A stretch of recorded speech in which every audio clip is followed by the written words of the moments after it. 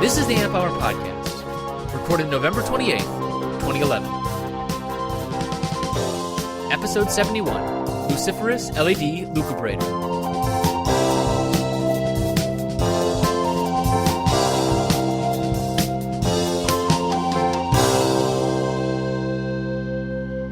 Welcome to the Amp Hour. I'm Dave Jones from the EEV blog.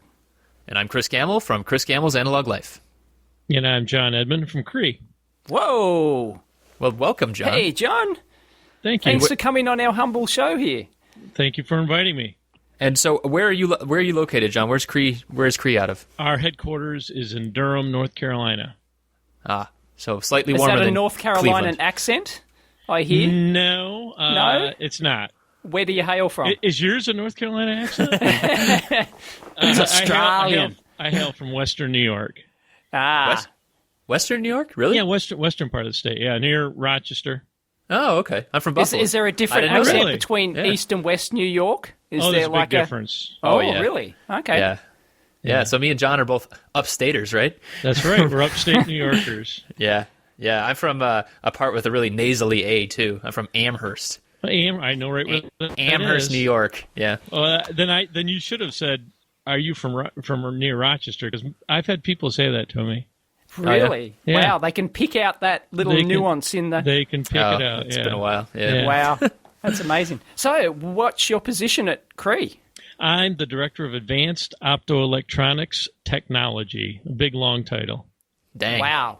And co-founder, is that correct? I am a co-founder, yep. Co-founder. We have a co-founder of Cree. We have on a the show. co-founder of a huge company that makes a lot of cool stuff on our show. This is pretty great, I got to say. I'm Chris very is excited. Yeah. I'm very I excited. agree with Chris. We have some really cool stuff here. That's why I keep doing it. I love it. That's great. So, you're in charge on like a technical level, or managerial. What is it these days? I mean, are you? I think Ginny said that your social media person who's helping us out, said you're still at the bench a lot of times. Tell us about that. I am still at the bench. I was soldering leads on a part today. So, yes, I have a group of guys that work under me, and our focus is to work on the next generation LED chip or component or light bulb or whatever. Wow. Would most of that be like silicon research or manufacturing process research? I would assume it would be. Well, you said silicon, so we don't work on silicon. We work on... I stand humbly corrected. My knowledge of silicon, semiconductor manufacturing is nigh on zip. Whereas Chris has actually worked at a manufacturing. Hey, Dave, it would have been a lot worse if you said silicone. Believe me. Right, silicone. Yeah, I've heard that several times. Well, we would have just signed off the show right then. We would have just said, that we're done. Manufacturing technology here in, the backwater that is Australia, Okay.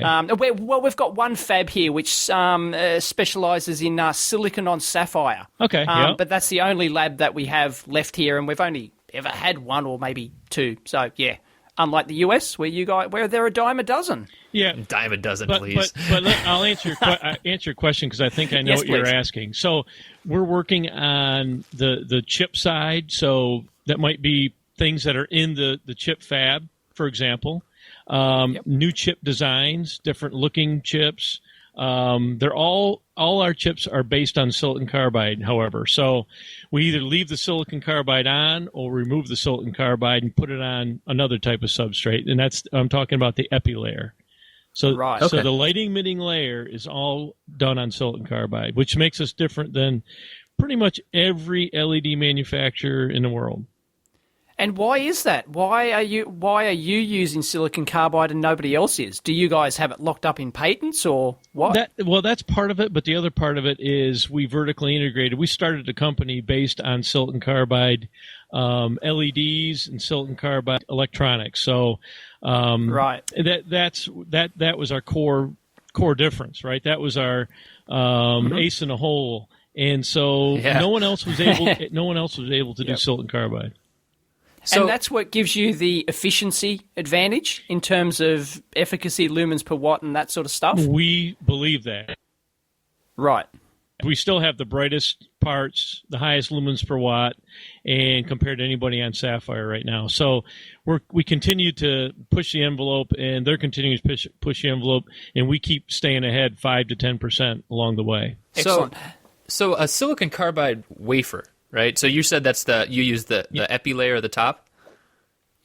I was under the assumption that the entire boule the entire wafer was silicon carbide. Is that incorrect? The wafer is silicon carbide, but we grow a gallium nitride layer on top. Okay. The active light emitting region is indium gallium nitride quantum wells. Holy moly!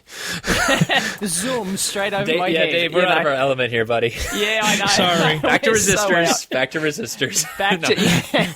Resistors. I need an op amp.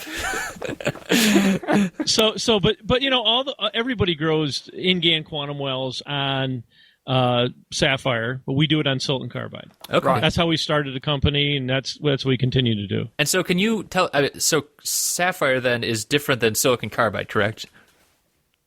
That is correct. It's a different material. Sapphire is aluminum oxide. Okay. And aluminum oxide has a different coefficient of thermal expansion. It's got different properties that lattice mismatch is another thing. It's not quite as closely matched to the nitrides as silicon carbide is. So we felt right off the bat that silicon carbide was going to be a better material. Yeah. Wow. Yeah. And I had heard that a lot of the silicon wafers or silicon carbide wafers you guys make are actually one of the only sources in the world. Is that right? Of the actual raw wafer? The source of... Yeah, we're the source. I would say we're the best source of the wafer. There's more companies coming out with silicon carbide now for high power electronics. Okay. But we're still biggest. So do you manufacture the wafers in your own fab? Do you do everything, like bring in raw materials and... Yep. Yeah, you do everything. Yep. Have you always done that from day one? Yes. We are vertically integrated from basically raw material, powders, gases, to finished light fixtures that you can buy in Home Depot. So that's pretty vertically integrated. Sand in one end and cool stuff out the other end. You got it. That's awesome. Take a bucket of sand from the beach. Yeah, you're pretty accurate because it's really sand and coal. Really, it's coal, charcoal and sand. Yep. Man, I know, it's brilliant, all done in the one factory. It's like it's almost cartoonish, I'm picturing like a cartoon, the raw material, they card it in one end and magic comes out the other end. That's the idea. Oh, that's great. Now, I didn't realize that gallium nitride was a critical part of the process too. I always thought that the LEDs you guys were making were mostly silicon carbide as a base, and then you did like the usual dopants and growths on top of that. I didn't know it was necessarily a gallium nitride growth. Is that a bad assumption on my part? When we started Cree, our first LEDs were all silicon carbide. You're 100% right. So from 1988 to 1995, so for 7 years, we made silicon carbide on silicon carbide based LEDs. So that we were the only ones that had blue LEDs out. Then we started working on nitrides. And nitrides are much more efficient, right? They can be, but there was problems in making those materials. So for the first 7 years, it was all silicon carbide. And since then, it's been nitrides on silicon carbide. So there's only been one major technology leap there? That's a huge technology leap. Just a whole new material, whatever. So, do you see anything in the future, any major leaps like that in the future in terms of the actual process technology, or is it more? I think we've got it. We'll just tweak these because we're getting tweak the current processes because we're getting very near to what we can achieve or something like that. I'd say the latter is true. I mean, there's not too many. There was a lot of work on zinc selenide, which is another direct band gap material, and it just floundered because of degradation. This material is very rock solid, and we're approaching efficiencies now of 75 to 80%. So you're not going to get a lot more out, and I just don't think there's any other materials that are going to get close to that. Wow. Interesting. So basically just your job now is sort of extracting, an extra, our goal this year is to extract a couple of extra % out of this baby and keep leading the market. Yeah, Is my slogan sort with of stuff you're working on? Yeah, my slogan with my team is "No photon left behind." Oh, brilliant! Are there signs around the company with that? No. T-shirts? Oh, I should. T-shirts? I should. We should get Yeah, T-shirts. absolutely. I think Jenny, you we should need tell. to work on that. Yeah, Yep. Jenny should do Jenny's that. I shaking thi- her head. Yeah. No, Send us a that's couple great. of T-shirts too, please. Yeah, I'd Okay, take we'll one. do that. Yes, please. I We'll would take take We'll take a T-shirt. So can you go back to those early days? Because I imagine, we were talking about this factory where you dump sand in and then you eventually get light bulbs out. But how do you start? Well, Lightbeast said vertically integrated. They're actually making modules, This isn't right? Edison. This isn't the Edison era. This is bulbs? exactly what you just. That's true. Yes. Okay.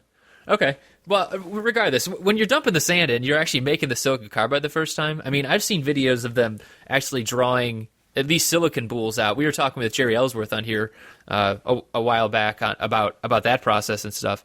But how do you? I mean, you don't just go down to your store and buy a foundry that can do that. Like, how do you just start out with really tiny ones and then tiny wafers, or how do you? We started out with 1 centimeter wafers, so that's pretty that's pretty small. Yeah. So you can imagine that's really small, but you can't. The silicon carbide doesn't melt, so you can't pull it from a liquid like you can with silicon or sapphire or some of those other materials. So it's very difficult to grow. Okay. And so it's very different. But that's all you need to start out with, right? Is like a 1 centimeter wide wafer, because that's all you need for experimentation. Oh, that's how. Right? Is there any advantage to going to larger apart from the yield in actual volume manufacturing? Oh, sure. Is there any?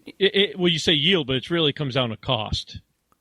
Cost, yes. That's right. And yeah, you could. I did my PhD on 1 centimeter wafers that we grew in a lab. So no, you can do a lot of R&D on that, but to get to a real manufacturing process, you need 4-inch, 6-inch. Of course, you'd need large ones. So is that how the company started? It was based on your PhD research and other people's, and you got together. How did it? Please tell us the story. Yeah, so we had a group of students at NC State University here in Raleigh, North Carolina, and we were all working on silicon carbide. It was an Office of Naval Research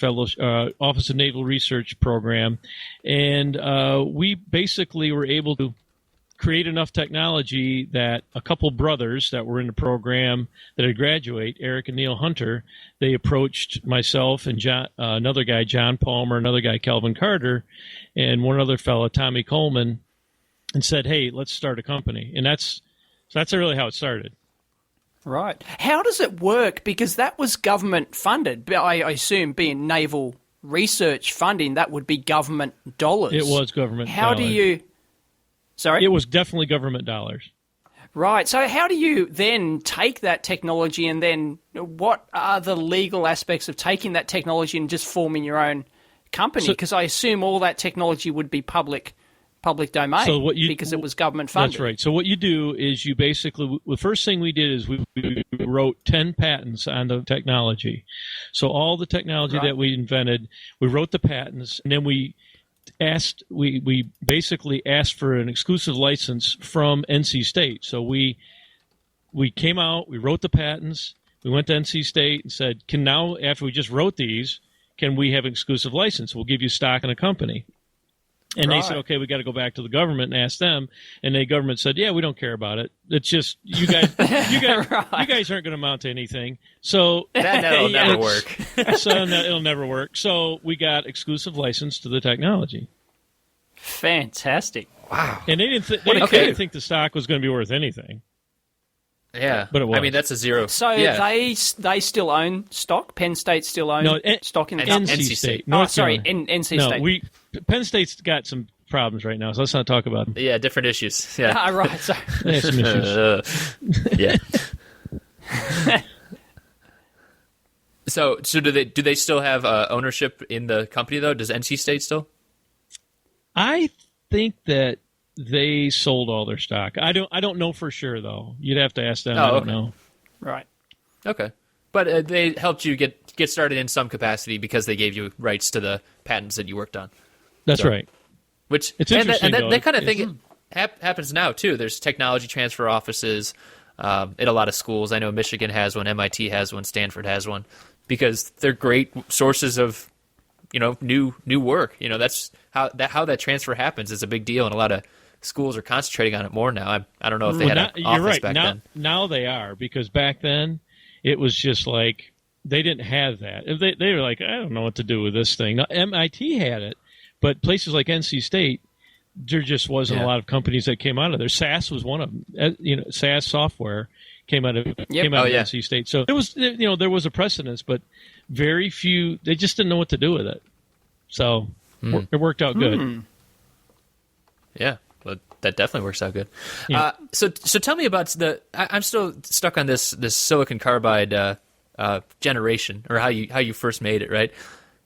I looked up silicon carbide for the show, and I researched a little bit before then even, and I was reading about moissanite too. And so was ever the inclination to be like, you know what, I'm just going to go grow some diamonds in the lab? Is that ever crossed the mind, or growing diamonds? Well, I mean, moissanite is fake diamonds, right? I mean, or close to diamonds, right? I would say it's better than diamond, but that's besides the point. Right. So no, you have to say that, right? Of course, I have to. We're not working on diamonds, but silicon carbide, turns out, has a property called birefringence, which means it has a different refractive index in different directions. So it basically has a better sparkle than diamond. But that was not why we started doing it. Well, of course not, yeah. That was not our dream. Right. Okay, cool. So how did what capital funding did you need, and how did you get the capital funding to start up Cree? It was basically talking to friends and family, going to to a bar and sit there, and someone writes you a check for $5,000, and and it was some other folks. It was just all family and friends, basically. Right, so there was no venture capital? Zero. That's amazing. That's fantastic. Yeah. We came close a few times, but we didn't do I'm it. sure the draw is there, right? It's like, oh, we could not eat ramen tonight, right? That's true. Yeah, man.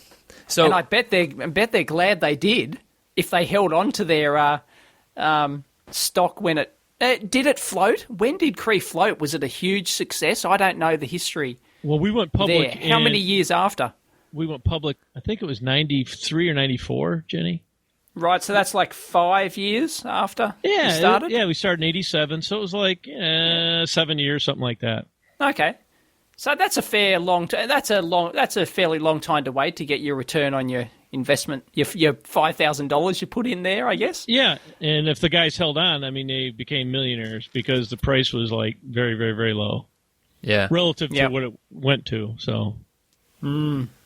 Yeah, I saw your interview with Ginny and about, your early days and working day in and day out. Could you tell us more about just like how that kind of ramped up then? Because going from that $5,000, borrowed $5,000 up to, having large scale fabs is a big stretch. So I'm sure there's some good stories in the middle there too.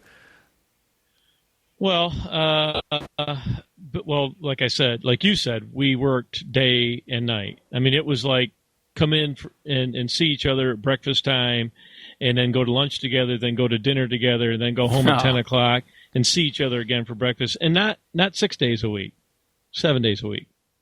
Wow. So it was, we had to build, you got to remember, we built every piece of equipment we had. There was nothing out there. Awesome. You talked about. I know. We built everything. We built our epi reactors because there wasn't anything out there. We built our crystal growers. We had to invent everything. That is awesome. That is fantastic. Wow. There was nothing out there commercial. Wow. So where did you get the boot? Did you continue to bootstrap it? Like, did you sell early parts and get some revenue? Where did the money continue to come from over those years before you actually, really sold commercial volumes and stuff like that? As far as before we went public, Yes. When did revenue start like flowing $11 million. Okay. Revenue started flowing in probably 1990. We did I think that was the first deal we did with Sumitomo in Japan as a distributor for us, and they're still our distributor today in Japan. I think we were like 2 weeks from running out of money, and we signed that deal. Oh, wow.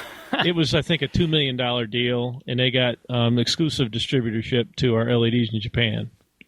How many LEDs were you churning out in those early days? Oh, I mean, probably, a couple thousand a month. It was like nothing. A month, right. It was nothing. Wow. But they were a lot higher price back. I remember I saw also in that interview with Ginny about the blue LEDs and how that was such a different thing when that came out. That, I mean, I'm sure that they got some pretty decent dough for them. They did. I mean, Osram was there. Siemens was a company that had them out there for $75 a piece, and you could barely see them lit up. $75 for a blue LED in 1987. Yeah, that's crazy. So that's $1987. Yeah, so we came out with ours. What's that worth today? That would be probably $150, $200 or something. Yeah, double that at least. And it barely lit up. It was terrible. So we came out with ours. We were under $1. We came out with 99 cents. Oh wow! Wow! Instantly. So you instantly slashed it 2 orders of magnitude almost. That's right. Wow. So that awesome. that was helps huge. sell.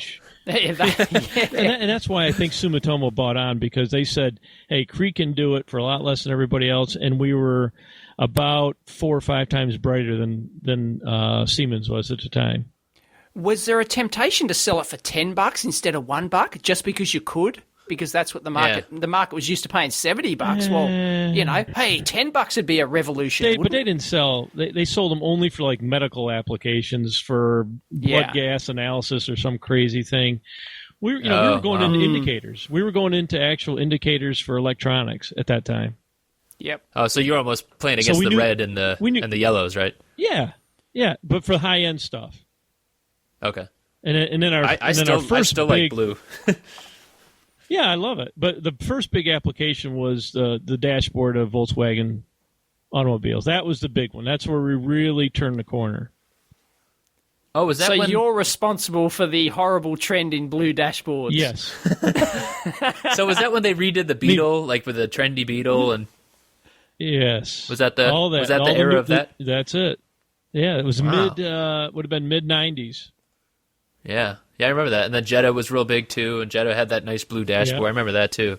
What was wrong with just using a regular light bulb with a blue filter?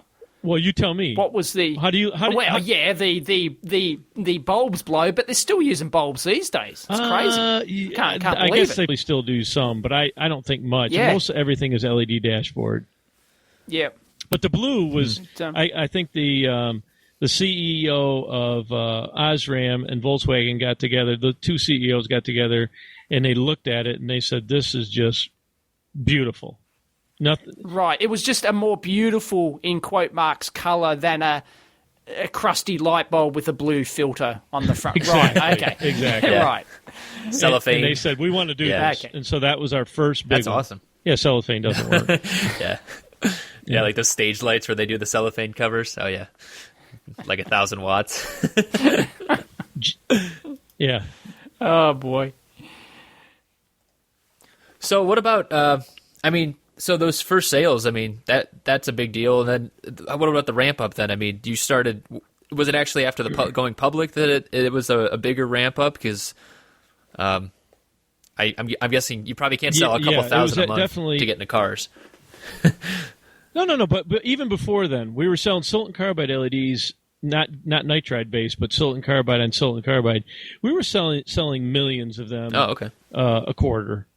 So they were making display boards and they were doing indicators, and there's a lot of applications. But then once the Volkswagen hit, that just, like I said, that just took us to the next level, and we were doing several million a month above that. So that was the big ramp right after that. Wow. And so, where do you manufacture all of your LEDs these days? Every wafer is made here. Every epi layer is grown here in Durham. All our wafer fab is here in Durham. USA. USA. Yes. Is that a deliberate choice by the company? Have you looked at the financials and gone, it might be cheaper to offshore it? That's a good question. But we'll keep it here. be patriotic. There's a big part of our operation that's in China because they're our biggest customer. So you have to one of our biggest customers. Yeah. So we bought Cotco, which is Chinese Optical Technical Company, whatever it stood for. They were the biggest LED manufacturer in China. So you bought the biggest LED manufacturer. Who were they? We'll take them over. But that was three or 4 years ago. Mm-hmm. 3 or 4 years ago. So it's, or maybe 5 years ago. I don't know what it's been. But by being there, we don't do any of that part of any of our, I'll call critical technology. All that's kept here, which is the wafer type stuff. It's just the wafer part. Yeah, that's right. So they take the wafer and they cut it up and they encapsulate it, package it, whatever you want to call it, and they go into LEDs for display boards like New York City. They go into everything after that. Yeah. So they do a lot of great work over there, and we've got 2,000 people working over there. Wow. Fantastic. How many people total in the entire Cree organization, the monolithic organization? I think we just about 6,000. Oh, wow. Fantastic. What about some of the packaging technologies? So, I mean, you talked about packaging done in China, but it seems like that's a pretty critical part to most LEDs because drawing that heat away from the die and trying the heat out, yeah. Right, but okay, so doing that is extremely important, but it's all the pilot lines are here. So we develop all the packaging technology here in Durham, and then we send. Well, actually, I shouldn't say all of it. Some is done there. We have a good R&D group there as well. Mm-hmm. So we do some of it there. Most of it's done here, and then we transfer it over. Okay. So what is in the future for that kind of thing? I mean, is it actually going to get into fancier package types for the actual LED packaging? Is it going to be external to that with better heat sinks on, in a bulb configuration? Is it going to be, or just lower power draw on the actual die, the silicon carbide die? I think it's going to be all those. I mean, right now the standard packages are small. They're 3.5 by 3.5 millimeters, or 5 by 5 millimeters, or 10 by 10 millimeters. Will they get to be huge? I don't think they're going to get much more. I think some of the biggest arrays now are on maybe 30 or 40 millimeter copper core boards, basic on board technology. Okay. Right. So but then, like you said, everything goes. You got to have a heat sink that gets it to the outside world, and then in the light bulb application. So all three things are going to evolve. Are there any plans for Cree to branch out into manufacturing full bulb replacements, as in the whole package, or do you guys just want to stick with the LED itself? So right now we actually sell bulb replacements. You do? Okay. Oh yeah. Oh, I haven't looked. Okay, there you go. Par 38s, par 30s, 6-inch can replacements. Oh, you do. We sell. Like I said, Dave's going shopping. Go from raw material to go into Home Depot. Home Depot. I don't know if do you have Home Depot in Australia? No, we don't. I heard it's big in the US, so yeah. It's just a big, home hardware store, type basically. store with big box. Yep.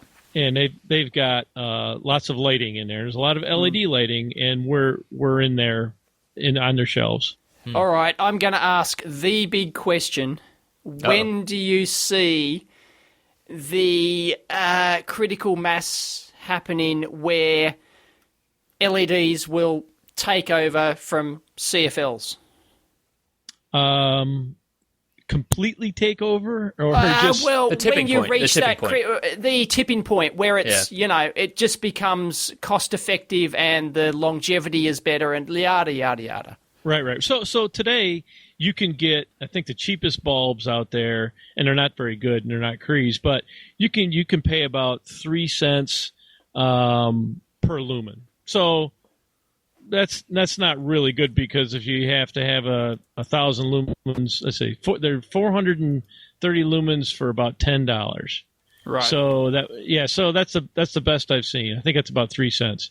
So if you could get down by an order of magnitude, which I think is possible, believe it or not, you could get to $1 bulb for 430, then I think you're there. Because CFLs are giving them away. I mean, they're literally giving them away. So it's hard to compete with someone you're giving bulbs away, and that's what the power companies are doing. Oh, okay. So you're saying it's almost subsidized at that point. It is subsidized. Yeah. Okay. Yeah.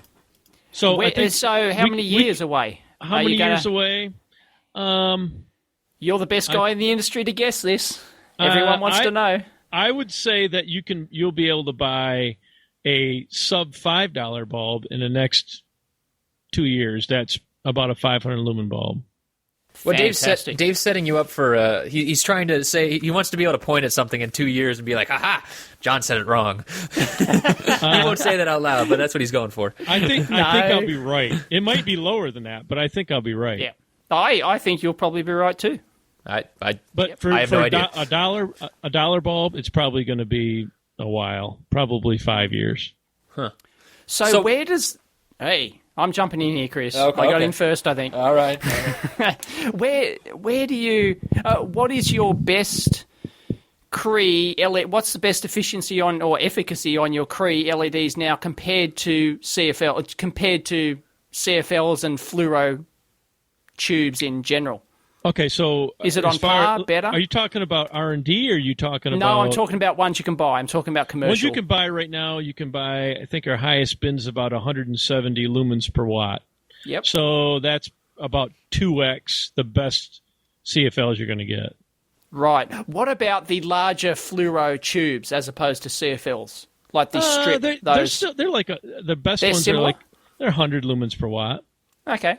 Right. So you guys are almost doing 1.8 times that. And that light is a tube, so light goes up. They don't count.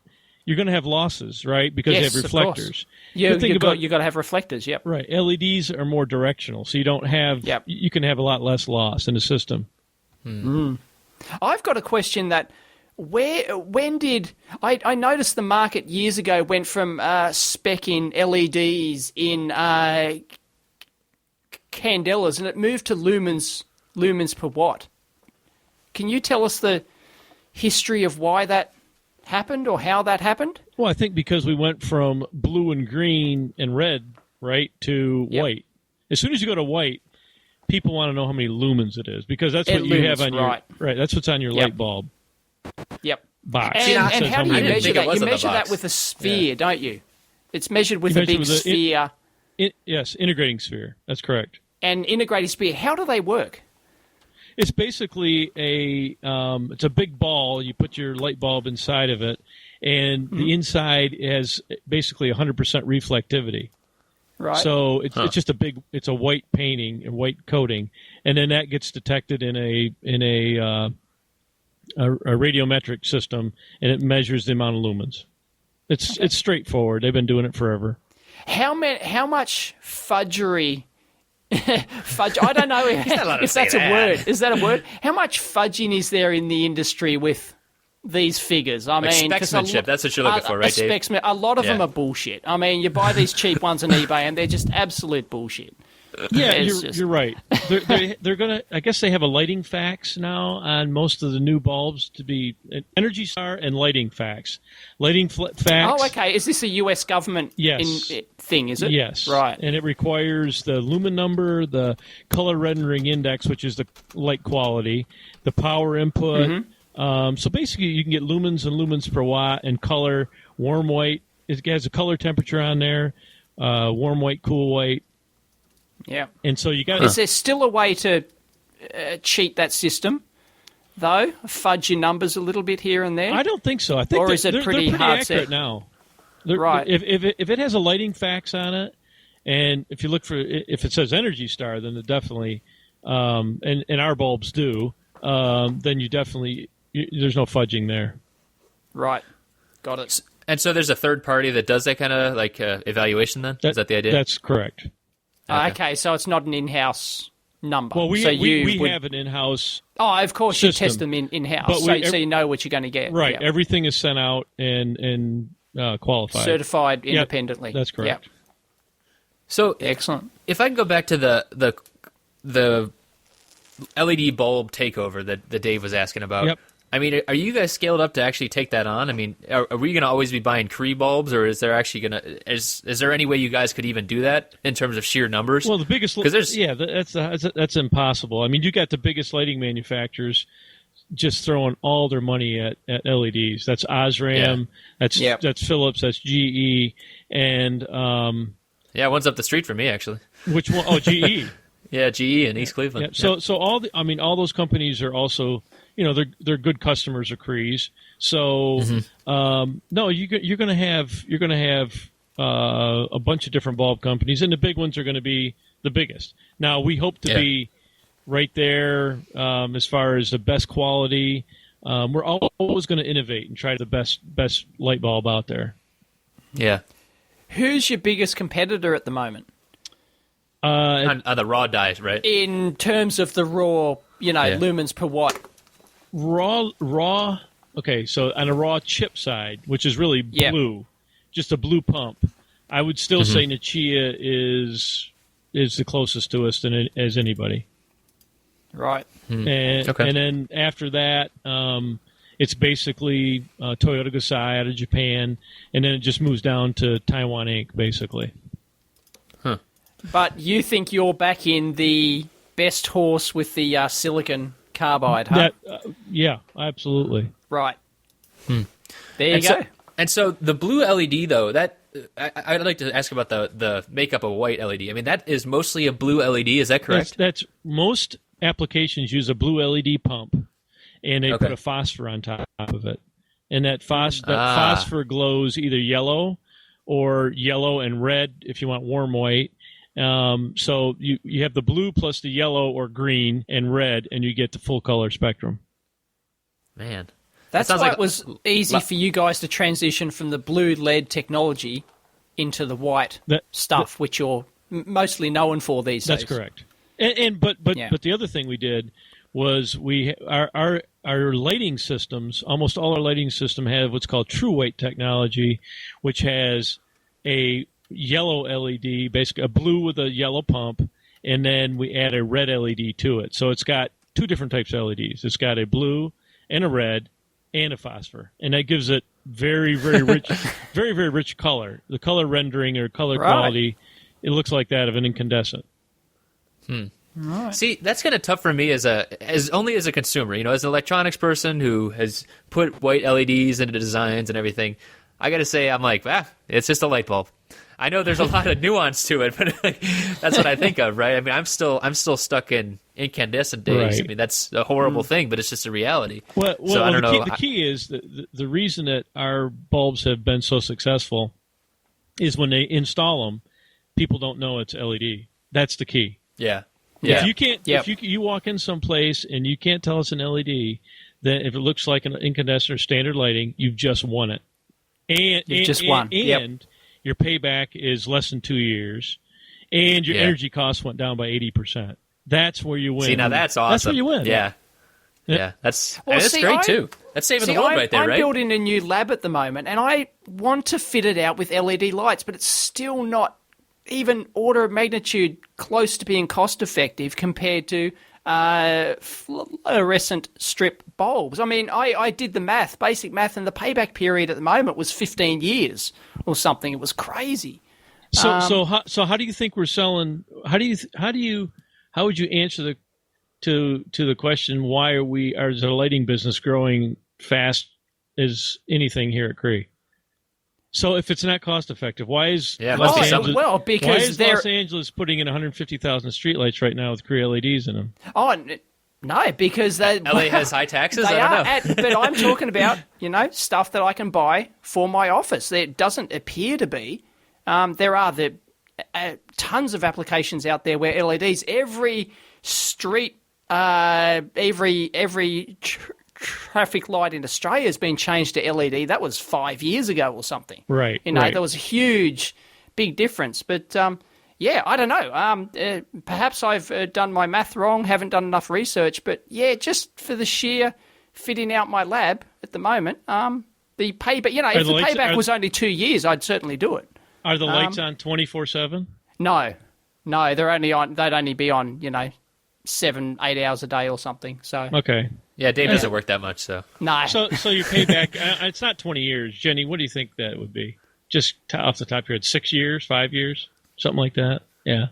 I don't know where Well, it was basically the cost of actually buying these strip replacement LED that fitted in the existing sockets. That's where you're paying your high price, I think. Yeah. So, if I totally ripped out all of the ceiling lights and then installed, the cheapest fitting I could get with the cheapest replacement, well, then I could probably do it. And if you're doing new construction, you need to go on our website, and we have a troffer series that will fit into all those applications. But it's not replacing the bulb; it's putting the whole either 2x2 or 2x4 troffer up in that space. Yeah, that's the thing. I was pricing that based on the current available price for the you flip in that. You take out the old bulb, you put in the new strip fluoro bulb, the 4-foot long one. Yeah, kind of thing, and they don't seem to be there yet. No, I agree with you. And there's lots of nasty ones on the market that are just horrible. They're using these 5mm, one hung low brand Chinese, the cheapest 5mm LEDs they can get, and the design of them is terrible, and they don't meet safety standards, and they burn out, and they're Oh yeah. So what's the name of that company again? One Hung Low, you said? One Hung Low. Okay, I'll look that up. Make sure you don't get those. Yeah.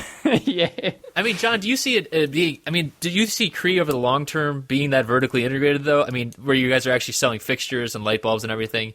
Because I would think over the long term, it's not going to be realistic that eventually you're going to have to just sell LEDs, because that's what I would think. Because it's the opposite. Someday we won't be selling LEDs. We'll be selling. Really? Well, look, again, if you go to our website. We sell LED troffers. We sell LED bulbs. That's the fastest growing part of our business is the LED lighting. We just bought a company up in Racine, Wisconsin, called Rude Lighting, and it's all street lighting. And we have 800 people up there that all made 100% in the USA, and we're doing LA. We're doing street lights all over the country. So. I would hope someday we would just be making everything for internal use. That would be, maybe it's 5 years from now. 10 years from now. I don't know. So you don't see the fab as a long-term model? I mean, is that kind of not from the business side, but just from you as being in the business, you think it's the fun stuff's on the application side more than the development of the bits side, not the bits, but the... there will still be development. There's no question about it. We're going to continue to make better, and it's the bottom line is you got to decrease the cost of the chip. So your dollars per lumen has got to go way, way, way down into the dirt, like 0.002 maybe. So 0.2 of a cent, 1/10 of a cent per lumen. If you can get to that point, which I think we can in the next couple of years, and then on top of that, you increase the lumens per watt as high as you can. So you can imagine if you could have $3 in LEDs and a 1,000-watt bulb, you could make a bulb for $5 or $6 that's 1,000 lumens. And it's not that far away. It's not that far away. So just to give a perspective on that too, that 0.001 cent per lumen, is that roughly what an incandescent is? I mean, I kind of take incandescent as like the bottom of the barrel. No, I think incandescents are a lot lower than that. Oh, okay. Wait a minute. So let's say you get a 4-pack of bulbs. A 100-watt bulb, which is going to be pretty soon, but they claim they're 1,500 lumens, right? So let's say you pay a buck for that 4-pack. That's 0.25. That's 25 cents divided by 1,500. That is 0.000. That's $2. So it's 0.02 of a cent per lumen. Wow. Okay. It's not. They're nothing. They should just give them. They're nothing. But they're power hogs. I mean, they Oh yeah. Very. No, of course. Very power consuming. Yeah. Okay. Well, what about some of the other stuff that Cree makes? We had some questions from listeners too. Alan asked, Alan, one of our ham friends, was asking about non-LED stuff. So like the power devices for GaN and MOSFETs I've seen before. I mean, what's the plan for that kind of stuff? Because I think that's a lot of our listeners are interested in that stuff too. Well, we just released a MOSFET recently. Yeah. I think it was a 600 volt. We've had a Schottky diode out, and I don't work in that area anymore, but I know a little bit about it. So the Schottky diodes are out there. They've been out there for a couple of years, so they're in a lot of power supplies and a lot of solar systems, solar inverters. So that's coming along. I think the next set will be the higher voltage versions of everything. Yeah. So stay tuned. The power people need to stay tuned. Okay. Yeah, I had no idea you guys were working on that sort of stuff. Oh yeah. Definitely. There you go. It's a reasonable part of our revenue. Yeah, I saw the N channel MOSFET, and I know this isn't your area, but I was really excited when I heard about it. I saw the N channel, and I saw the announced higher voltage stuff, and I got really excited about it. And I don't know, I hope there's like P channel coming, and just all the different types of FETs you can get. That'd be really cool. But I know that I'm not sure. I think most of the stuff is N channel because the mobility is so crappy in this holes. Yeah. In general. Right. Yeah, it's always harder to get P-channel stuff, right? But I haven't worked on a P-channel MOSFET here in 20 years, so I have no idea what they're doing. Come on, John, throw the bunny suit on. Just get back in there and start. I do. I wear the bunny suit all the time. Oh, but I don't miss that. I stick with the 2-terminal devices at light up. That's good. That's good. Let's see some of these other listener questions, too. What about like... DC power for LEDs. I mean, obviously a lot of offline switching happens within the bulb for modules. But I mean, do you see a future where we're maybe with solar panels and using some of those Cree Schottkys, having a solar panel? Actually, I guess the Schottkys are an inverter, so that doesn't really matter. But right. But just all DC system. Have you seen anything like that or any kind of request for that? I mean, maybe Edison was right, and DC is going to be the final solution, because you can imagine having solar panels on your house and running DC everything, because AC was for distribution of power. It's distribution. It's not as good for local use. Yeah. And that would really fit into the MOSFETs being there for low on resistance too, because then you don't have those drops. So exactly, and of course LEDs love DC. I mean, that's what they. Yep. That's how they work. So. If you could make you can do your refrigerators, you can do everything else. You can imagine having independent, power systems for your own house. I don't know about. We've probably gotten to the point.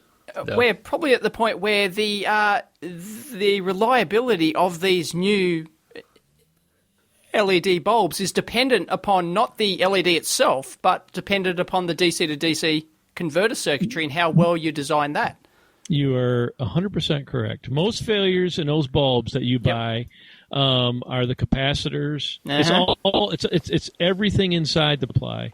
So they're getting better at it. But if you want a cheap bulb, some of those power supplies are just horrible. Yeah. Like those $10 bulbs. No. You're gonna get probably 1 out of every 10 after a few weeks will be burned out. That's the problem. Right, and that's always heat, right? I mean, I know that's even the problem for CFLs where you have these ballasts, these tiny ballasts inside. You're hanging a CFL upside down. It heats itself up, and then there goes the cap. They die. And that exactly gives the whole LED industry a bad rep, doesn't it? Sure.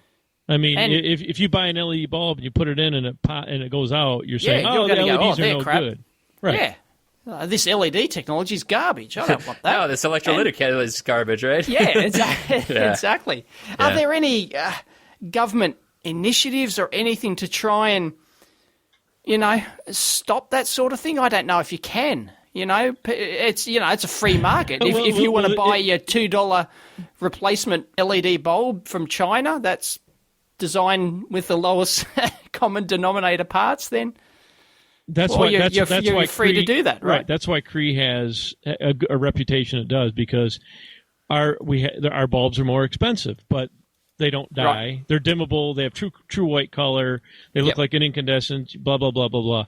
But we have something called Energy Star. If you get an Energy Star emblem on your part, and it's got the lifetime on there as well, and that's part of the Energy Star certification, then you've got a part that's going to work. So you look for the Energy Star logo. Chances are you're going to have a good bulb. Speaking of LED life expectancies, what is the trade-off between the operating current, like the LED might be rated for operating at 350 milliamps. What's that what is the trade-off between lifetime and heat and temperature, maximum temperature, and all that sort of stuff? Can you give us some ballpark? Sure. I mean, it's rules of thumb there. The rule of thumb is you want to have a low thermal resistance to your part. So you want to have it down around 5 to 8 degrees C per watt for the component itself. Then after that, you want to rate it. You want to look at the maximum rating and probably not run it there, but you probably want to run it down near, half of that or something like that in general. And then you have to be able to get the heat taken away. So the heat sinking is critical, and it's not the LED. So it's not the chip; it's the packaging material around the chip that usually has trouble. Right. All these are encapsulated in silicones, and silicone, huh? Silicones. The silicones, not silicon. Or you wouldn't see anything. Silicones have a very high, transparency for optical transparency, but they also have issues with lifetime. But they're much better than epoxy. So that's really, you're balancing all that. So the best thing you could do is have a high lumen per watt component that you're not creating a lot of heat. I mean, think about it. If you're at 100% efficient, then you're creating zero heat. Yeah. That's right. That's not going to happen. But if you're at 50%, then you got a much better situation than if you're at 10 or 15%. What's your efficiency at the moment? What's your best for the best one on the market? Okay, you talking about white or blue? White. The highest lumens per watt part, I think I had mentioned, was 170 to 175 lumens per watt.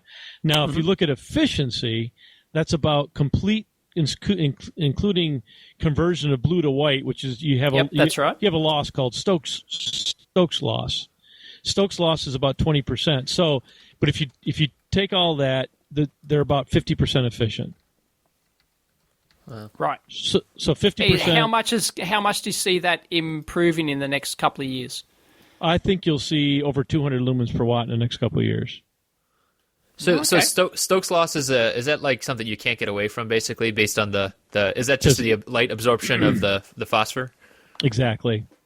Okay. That's it. That's exactly. It's just basically your dominant wavelength of your chip over your the emission of your chip. Let's say it's a 455. That's what normally the pump is. So 455 divided by your emission of your phosphor, which is roughly 555. So that's roughly 80%, 75%, something like that.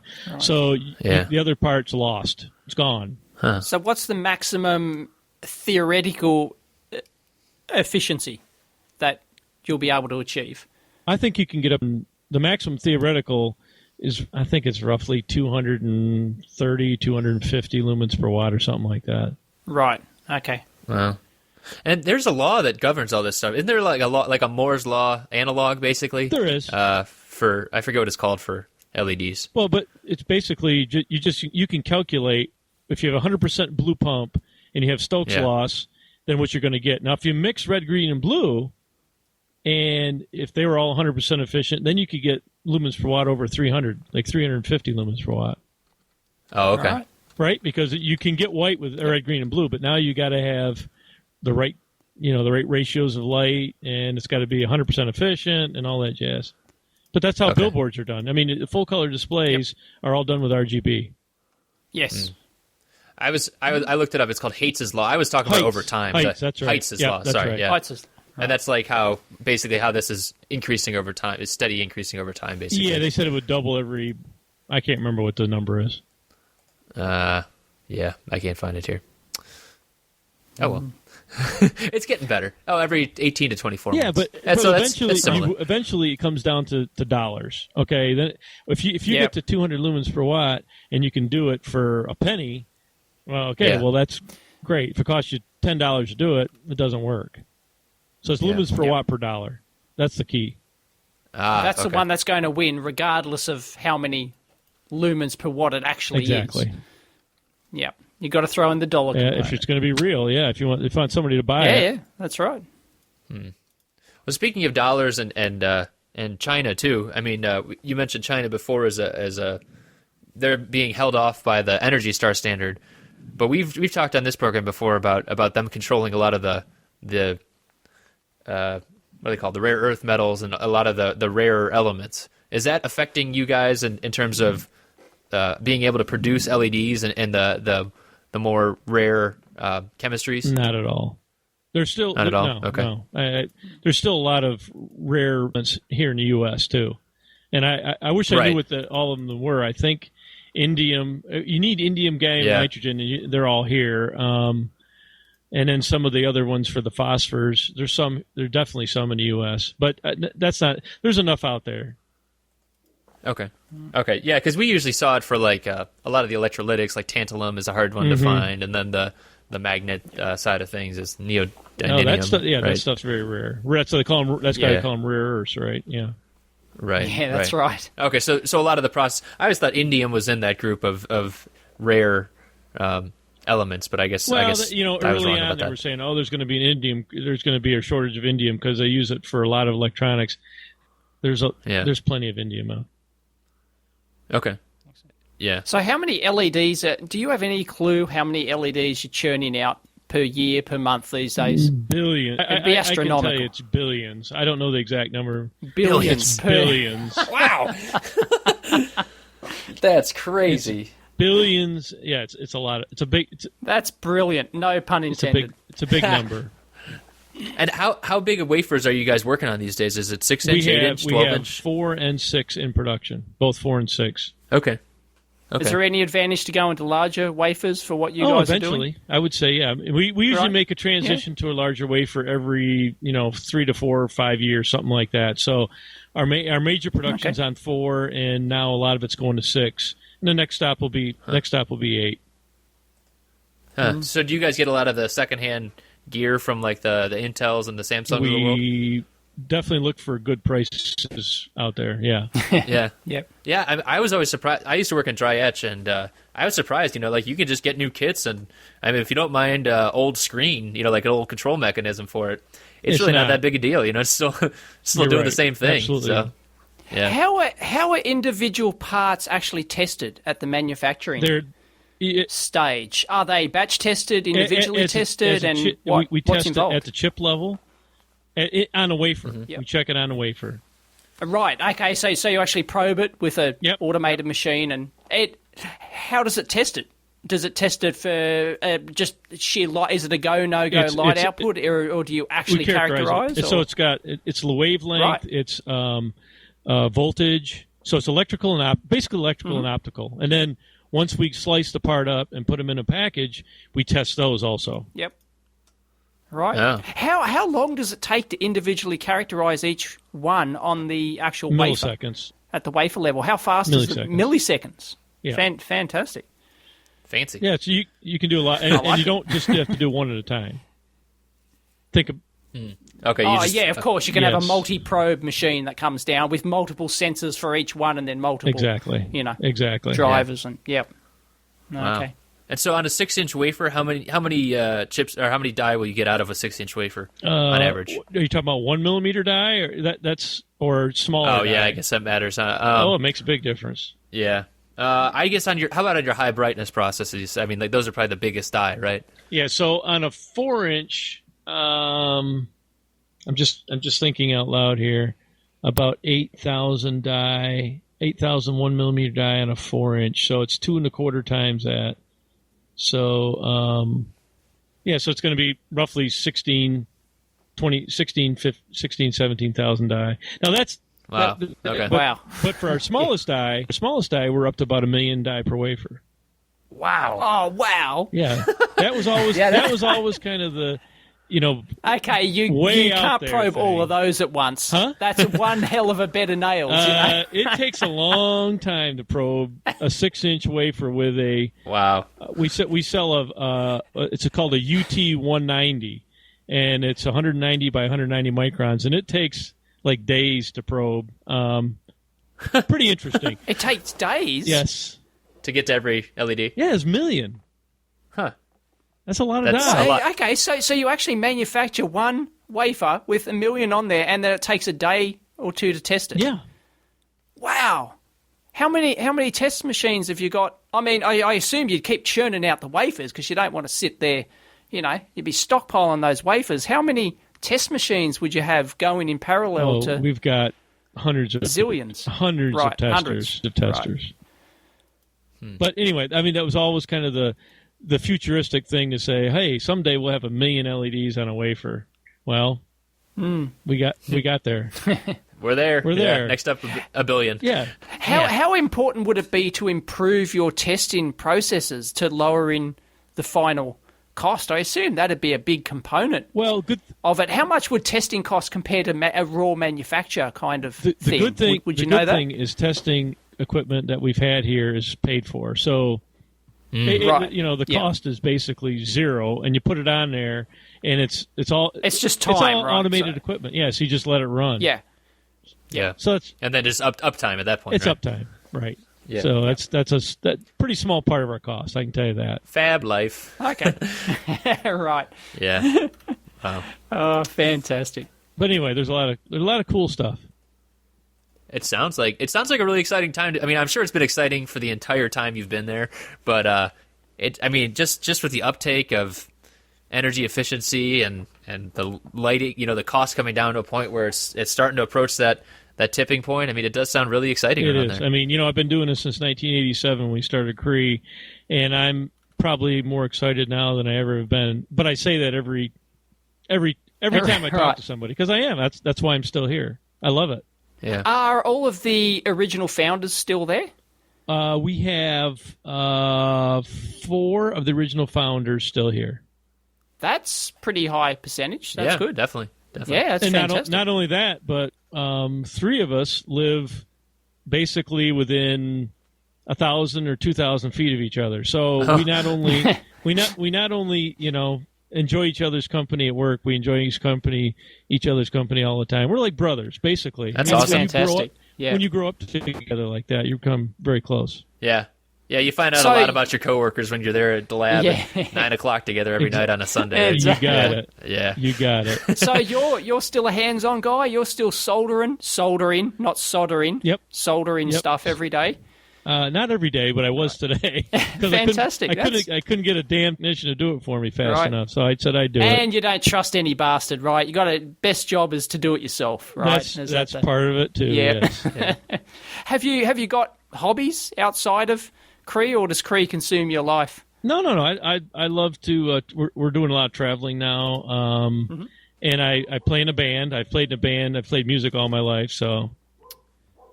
Why Chris will get excited about that. Ah, sorry. There's a dog at my house. Is there a wolf or there's is it a dog? no wolf? It's just my dog. Yeah. Such a professional radio show here. I know. Well, she always tells us right when they end of the show. I think we're actually we're kind of getting towards the end. Our amp hour is up. Our capacity is over. But that's cool. Yes.